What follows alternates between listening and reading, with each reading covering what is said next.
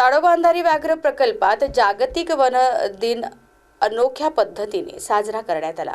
ताडोबाच्या buffer क्षेत्रातील गावांमधील 2000हून अधिक ग्रामस्थांनी जंगल आगमुक्त राखण्याची शपथ घेतली। प्राथमिक प्रतिसाद पथकाचे 330 सदस्य, स्वयंसेवी संस्थांचे 163 सदस्य आणि 165 वन अधिकारी व कर्मचारी या उपक्रमात सहभागी झाले होते। ताडोबाच्या बफर वनपरिक्षेत्रामधील सर्व 95 गावांमध्ये हा उपक्रम पार पडला। उन्हाळ्यात जंगलात वणवा लागून शेकडो हेक्टर जंगल जळून खाक होण्याचा धोका असतो। हा धोका टाळण्यासाठी स्थानिक ग्रामस्थांचे सहकार्य अत्यंत मोलाचे असते।